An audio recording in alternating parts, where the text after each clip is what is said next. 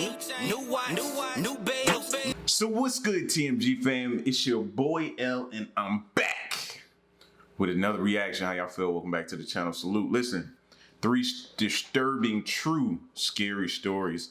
Shouts out to Mr. Nightmare. I know y'all been waiting on him. I've been seeing him in the comment section, bro. So we here. He's dropped a lot of content, bro, that we can definitely catch up on. So y'all let me know if y'all wanna spend the next few days. I ain't gonna say spend the next few days, because then y'all try to hold me to that. Y'all be getting ruthless in the comment section. So I'm gonna say, listen, we throwing him back in the rotation if you guys want to. All right, but let's get to it. 3 disturbing, true, scary stories.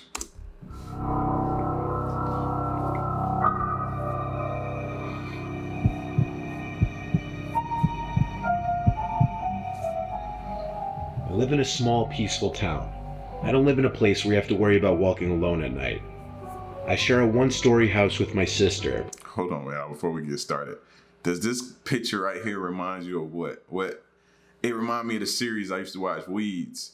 And I just want to sing that song now. Little boxes on the hillside, little boxes made of ticky-tacky.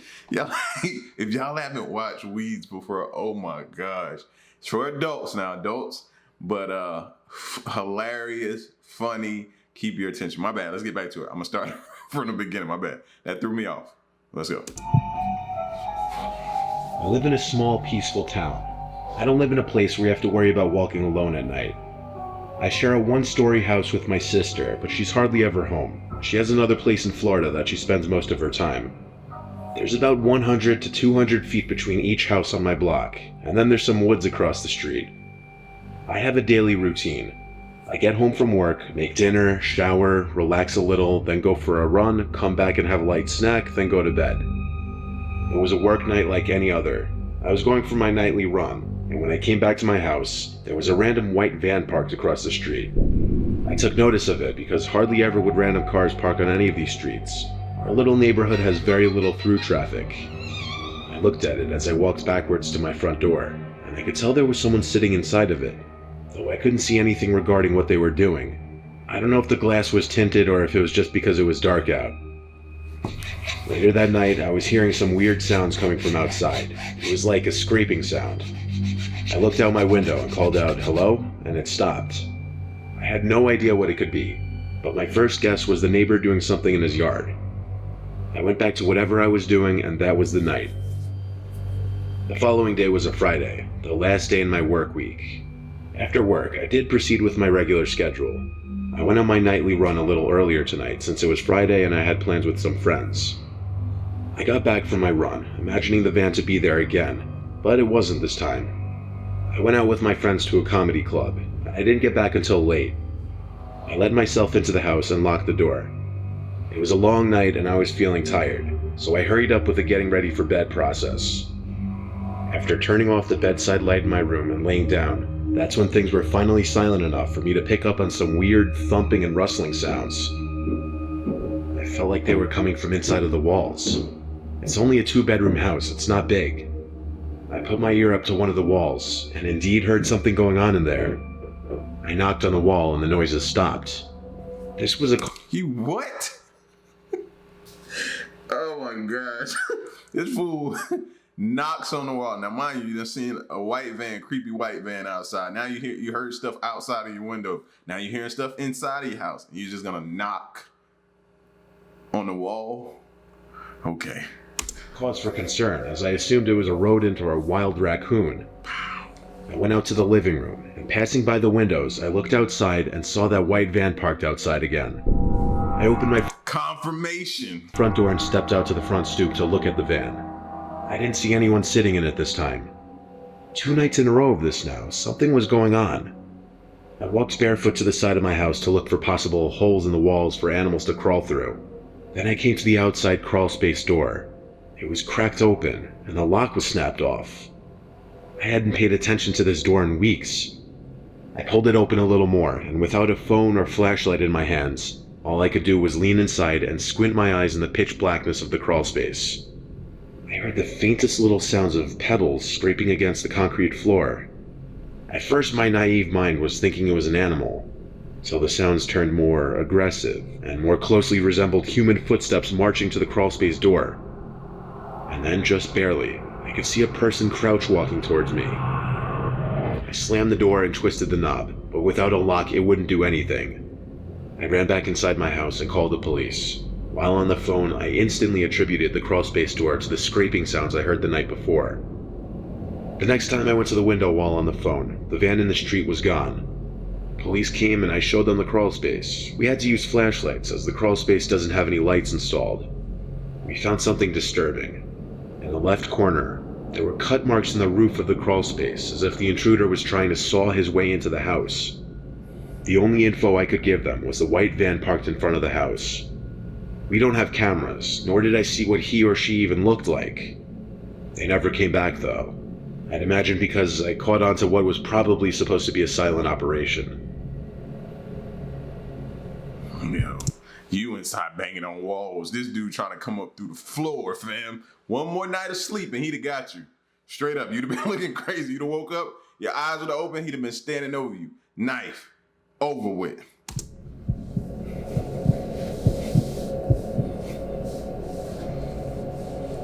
My family has a summer home in Arapahoe National Forest of Colorado. It's a 7-hour drive from my home. I don't often go with my parents or siblings, if ever. I go alone for the purpose of hunting and detoxing. I've probably been up there a total of 40 times in my life. The last time I went was a few months ago, but I don't really like going alone anymore. Here's why. It was 2017. I just pulled my truck up the old dirt road onto the grass of the property. There's no real driveway, we just park wherever on the grass really. The house isn't huge, it's like one of them cabins everybody go to for vacation, don't it? modest but nice for a vacation home. I parked up next to the front deck. This was in the dead of summer, but the breeze there was still nice and cool. I let myself into the house using the keypad lock. We don't use physical keys in fear of losing or forgetting them. I was the first one there in quite some time, so I had to turn on the electricity and water heater. In the meantime, I unpacked and ate the lunch I brought with me. I also threw away any mouse and bug traps that were left out that caught mice and bugs. It's actually quite a problem in the house. After all of this was done, I started setting up my hunting gear, which my dad and I leave in a big back closet. By this point, the sun was on its way down. It was around 6 o'clock. A laughter from outside caught my attention. I marched from the kitchen to the living room to look out the big window that looked into the woods. I looked into the woods and I didn't see anyone, so I cranked the heavy window open and listened. The laughter belonged to multiple children, like a small group. This was our property though. That meant these kids were trespassing, probably up to no good. I went outside through the back door to the woods, trying to follow the laughter. I kept going deeper into the woods, and the laughter stayed the same distance away from me though. Eventually I gave up because it seemed like the kids were running away anyway. The next day, while posted up in the tower that my dad built for deer hunting in the woods, I heard the sound of those kids laughing again. Noting that meant they were once again on our property, I decided to call my dad and ask what to do. He told me to chase them off the property if I saw them, so I shot around into the air. I forfeited any gain for the sole purpose of chasing the kids away, but it worked of course. The sound of the laughing stopped right away. I knew now it would be pointless staying posted up in the tower, so I called it for the day and went back to the house. I wasn't feeling too well anyway. That night I slept with all the windows open to get some air circulating, maybe help me with my headache. Then it came back. The sounds of the children. At this crazy hour, it had to be past like 11 at this point. That gotta be a recording though, or something like that. Maybe that's a recording, because he is yet to verify or see the actual kids. And then this fool sleeping with all the windows open. Come on, man. For the sheer sake of bears or anything, a type of animal that could crawl in, I wouldn't do that. I climbed up the bed to look out the window. Of course, it was too dark out there. I had enough now, though. I grabbed my Winchester from the closet and a flashlight as well. I didn't have intentions of shooting kids, just scaring them off with a round or two. I went out the back door towards the woods again, where the laughter was coming from. The laughter was louder than any other time before now.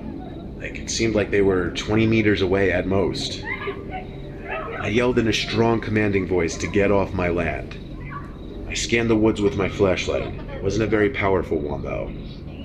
Then every muscle in my body basically went limp, and the volume of the laughter went from 30 to 100 in a matter of half a second. Then something landed on the ground next to me.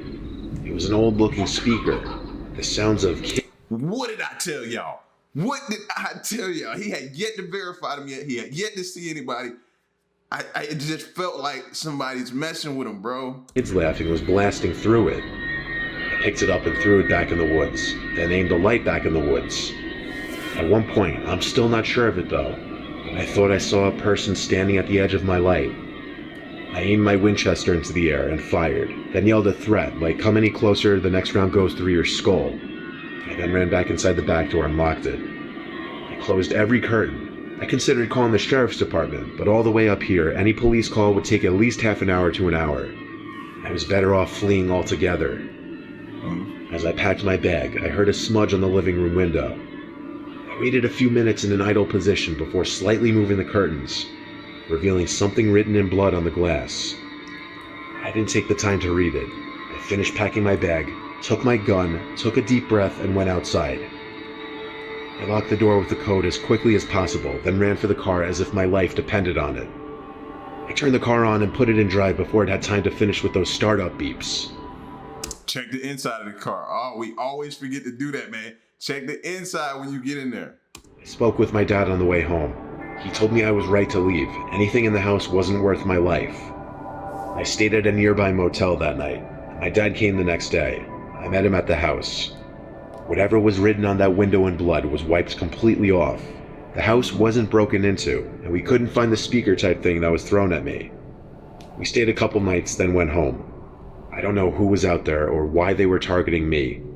I really hope that blood was animal blood, though.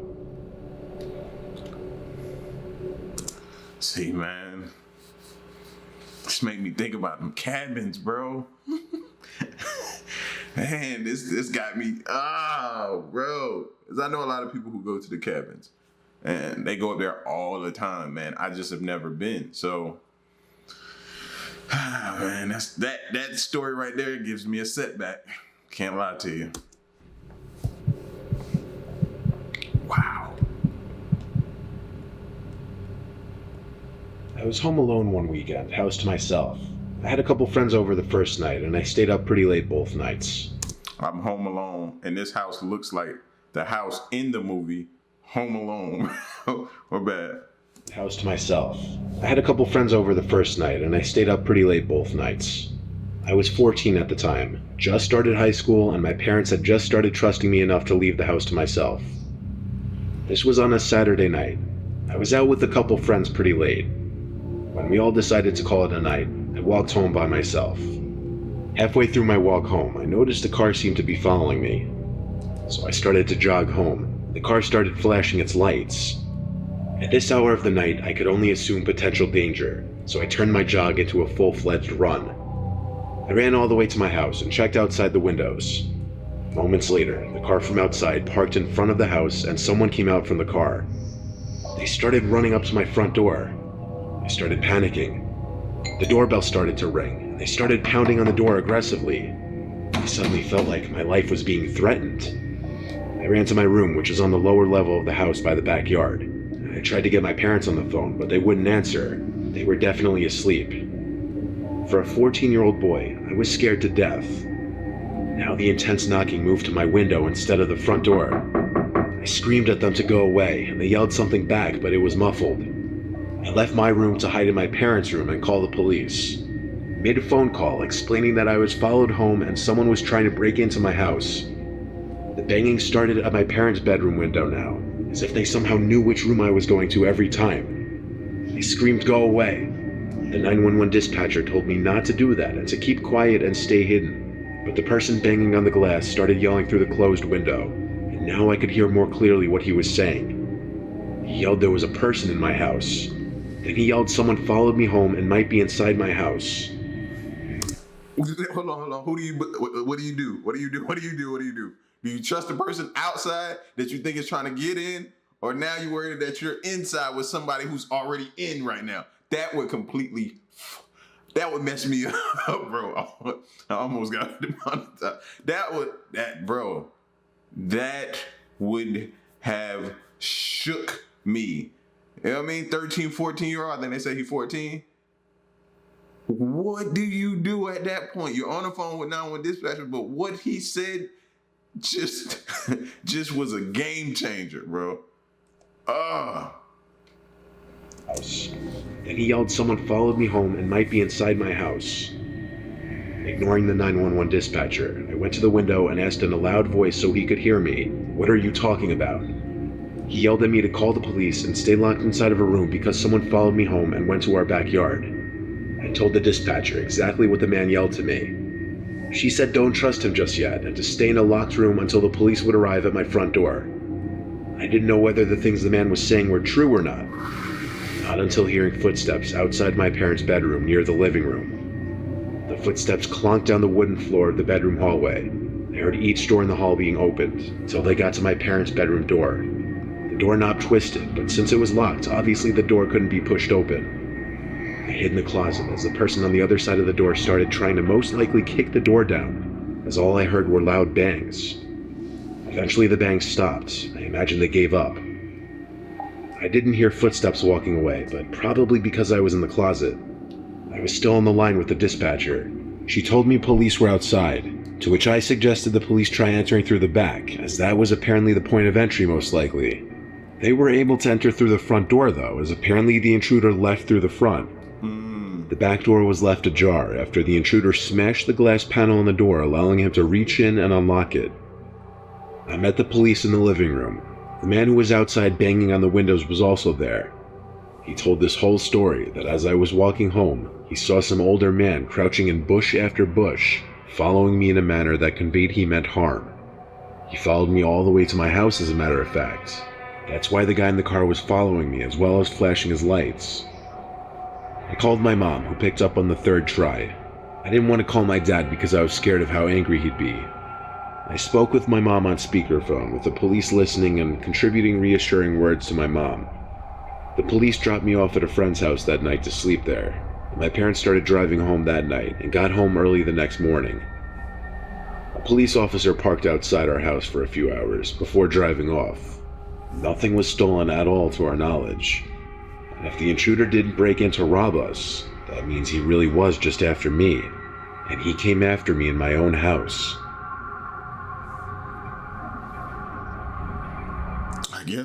I guess at this point we could say, thank God for that good Samaritan, bro. But he got to do a better job, like flicking the light, following me. How about, like, say something? Hey, to the dude that's following you. Why you ain't like that? Now that I think about it, why not say something to the dude that's following me? Like, yeah, he came off real creepy. That's a crazy situation, because who do you trust? Who do you trust? You trust no one. You can't trust the dude outside or the dude that's inside, and they could have been possibly working together running that game. Like, when you think about it, that's crazy. That's crazy. Yo, Mr. Nightmare, you did it again, bro. Crazy videos, man. Crazy videos. Y'all get at me in the comment section. Let me know what y'all thought of these joints right here, man. I'm I'm shook off of that one. It's your boy L, man. Y'all get at me in the next one. I'm gone. Peace.